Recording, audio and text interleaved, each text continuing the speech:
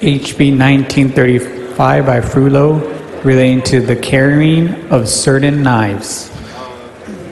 Members, please excuse Representative Lautenberg because of important business on a motion of Representative Leach. Are there any objection? Chair hears none, so ordered. Chair recognizes Mr. Frullo.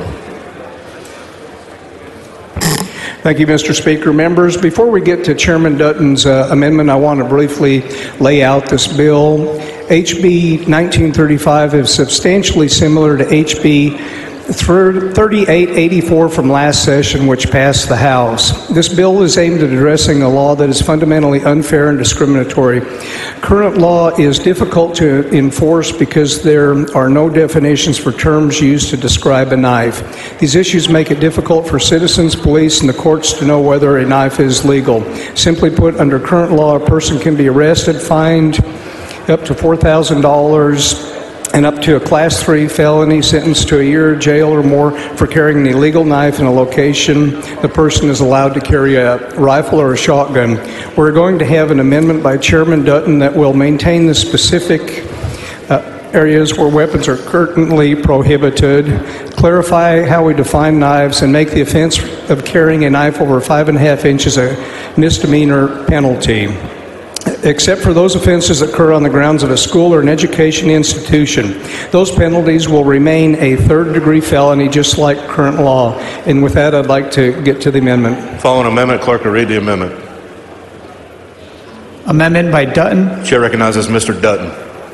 Thank you, Mr. Speaker. Members, again, just to reiterate what Chairman Frullo has said, what this amendment does is it simply removes the ambiguous and undefined terms in the definition of a knife. It allows an individual under the age of 18 excuse me, to carry a location-restricted knife under the direct supervision of the parent or the legal guardian. The location-restricted knife simply means that it's a knife with a blade over 5.5 inches, and it's also any location-restricted knife will not be allowed on school property. That's essentially what the amendment does. And I believe it's acceptable to the author. Mr. Dutton offers up an amendment. It is acceptable to the author. Are there any objection? Chair hears none, so ordered. Chair recognizes Mr. Frullo.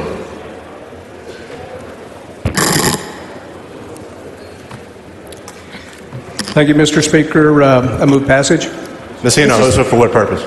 Will the gentleman yield for some questions? Gentleman yield? Yes. He yields.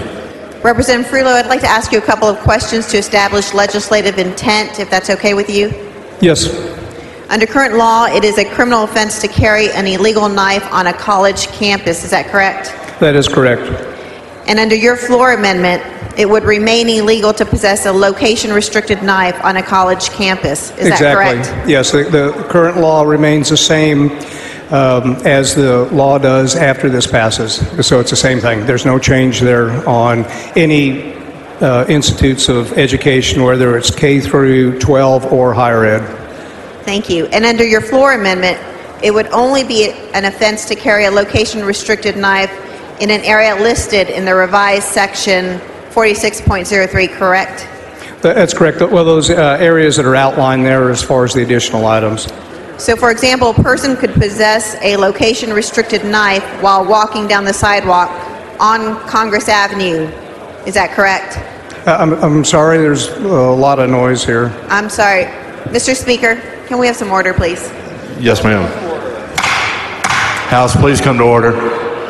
So, for example, a person could still possess a location-restricted knife while walking down the sidewalk of Congress Avenue. Correct. Is that correct? That is correct. So to summarize, the act of carrying a location-restricted knife in an area not restricted by your bill is conduct that will no longer be covered by the penal code as an offense subject to a criminal penalty. Is that correct? Exactly. No longer subject to a criminal penalty.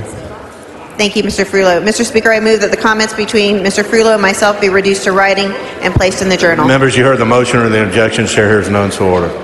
Move passage. Members, the question occurs on passage and engrossment at HB 1935. All those in favor, aye. Those nay. The ayes have it. HB 1935 is passed in engrossment.